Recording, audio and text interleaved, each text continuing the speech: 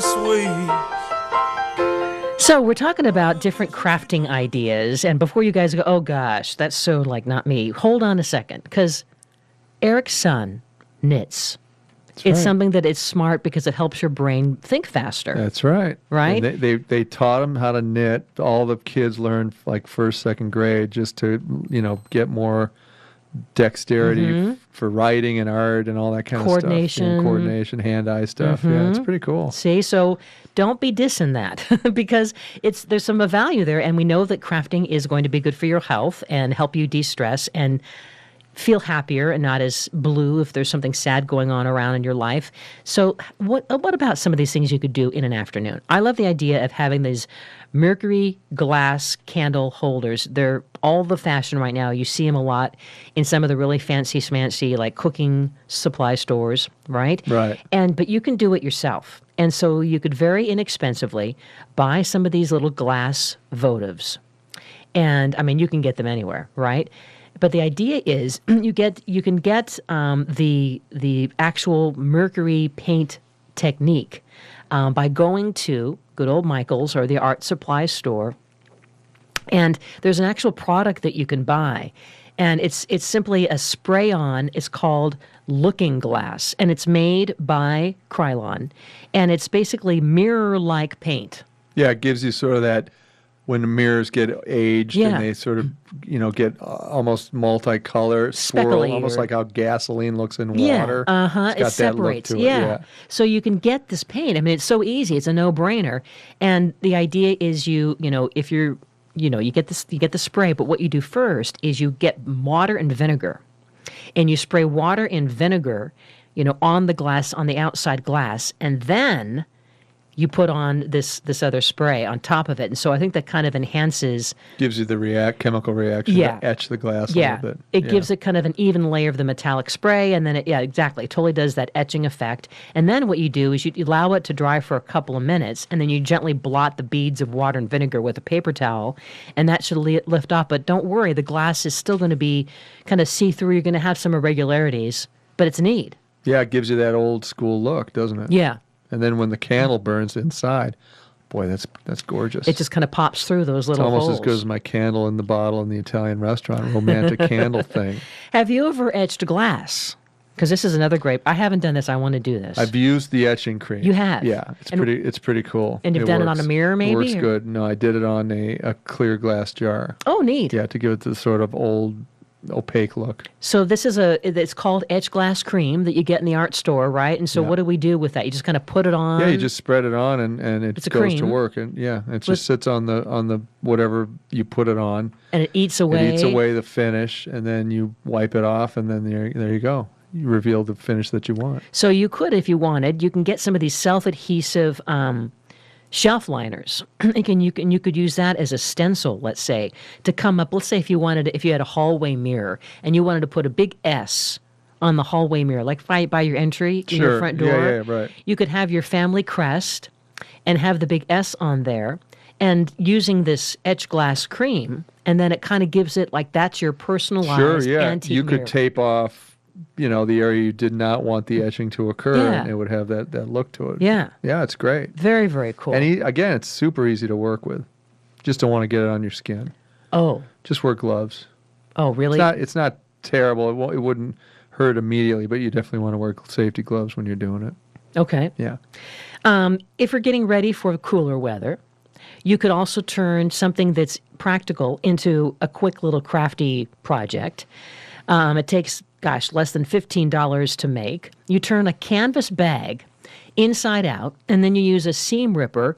And what you're going to do is you're going to turn this into a firewood carrier. Oh, that's good. That's a See? really good idea. Yeah. Because it's not easy carrying a couple of logs of firewood. Those are great because you just put them on the ground, put the logs on top of the canvas bag, wrap it around on the top, and carry it like a grocery bag. Yeah. And we all have these cloth grocery bags now because there are these rules that we're not supposed to use. We in California Yeah. no longer have plastic. Or and you're penalized if you need a paper bag. You got to pay for them. Yeah. Here's something that's also very kind of kitschy and different.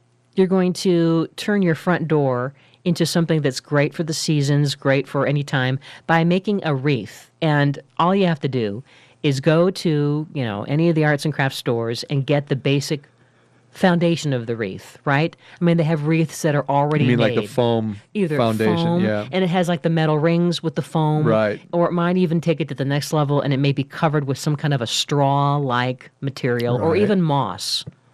And then just turn that into your own seasonal front door wreath. You can do so Done. many different things with that too, right? You know what I love is the one that I saw was with little army men. Oh, you're kidding. Yeah, and they would just bury, like their arm or one of the legs into the foam, and then the army men, are all around in this reef. I think it's really cute. Very clever. Yeah. Yeah, I mean, the whole idea is when you're doing some of these different crafting projects, do what feels good to you. Yeah. That's going to be something that you will enjoy in your home, Yeah, right? that's exactly right. You know what else is great? How about if you have an archway and you can either paint stripes on the archway, the walls are all white, but then you just do the archway in different stripe configuration, or you can use the washi tape to kind of give you those different stripes, and it's just a great look, and it kind of customizes any archway in your home. Yeah, that washi tape is, gosh, it's amazing how it just has taken off. It sure has. And it's simple. It kind of feels like, well, it's almost like painter's tape, And isn't it's it? also not permanent. If you decide you want to do something else, you Like can just painter's peel tape, it off. Yeah, right? yeah. In fact, I got to tell you, painter's tape, not necessarily the best in the world. When we were painting our living room, we Yeah. had the painter's tape, and there were either certain areas where it would just start. We had already taped the whole room to get ready because it's all about sure. the prep.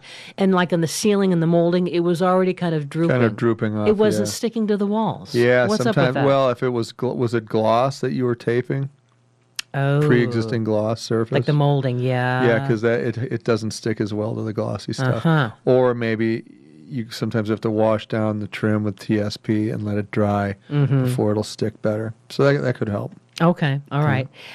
What about affordable entryway art? I mean, you could update your entryway with, a couple of mason jars and then put some different kinds of seasonal things in the jars, right? And then to kind of add to that, you could then spell out the word, hey, it is winter, it is spring, it is summer, it is fall, and then just kind of put that off by the mantleway, and now you just seasonally you're welcoming the new season in. That's great. Yeah. Yeah, I love that. Let's see, what else could we do? I know. I got it. What about a personalized pet calendar? Why not? Take some photos of your pet and just superimpose them, blow up the photos, and then create with twine a calendar, and then there's every month has a different shot. So like on your desk kind of a thing. Yeah, or it Cute. could even hang on the wall, right? You get those prefab calendars, but then you do cover pages for each month using different, Hazel in a Christmas hat. Oh my gosh. Hazel by the pumpkin patch. Hazel laying in the spring flowers of the tulips I just planted. Hazel just won't quit. Hazel's everywhere. Jeez. Yeah. Well, the idea of celebrating your pet is fun, and I think too that not only a calendar, but you see that a lot of people make these little coffee table books. Yes. That's a great crafting project. Boy, I'll tell you, we do that. We didn't do it last year, for the but for the grandparents and stuff, we'll do those books that, take pictures from the year. Highlights, This right? is what the kids did all year, blah, blah, blah, blah. And it ends up working great. Very neat. Yeah. And you can take your photos to so many of these different places, like the drugstore, right? And they'll blow them up And they offer put the them service. in the Yeah. binder. Yeah. I've seen that done for a lot of folks, like with their vacations, or it isn't that much effort, you No, know? It's it very, really very isn't. cool.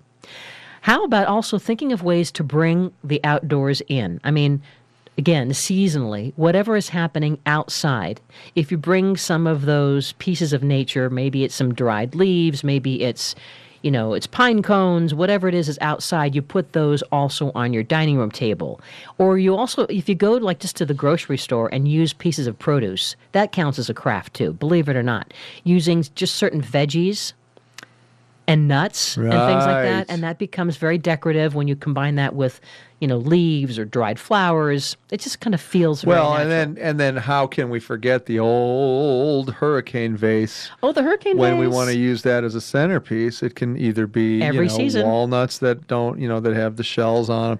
Valentine's Day, yes, we've used candies. Candy, whatever it is. Easter, we use the That's little going to improve your health right there. Right? Just doing one little thing like that. Yeah, if you don't have a hurricane vase, I hope that you will get not only a hurricane vase, but maybe a couple of them, because they are so great for candles. But also, I like them one inside the other, inside and the then other. between them you can put water and color it. And it's really cool looking. All right, we'll put all this on the website. Don't you worry. YourHomeWizards.com, and email us. Let us know what kind of projects and crafts that you've been up to, because it's going to improve your home and your life. Eric Stormer, Cindy Dole, we're back in a flash.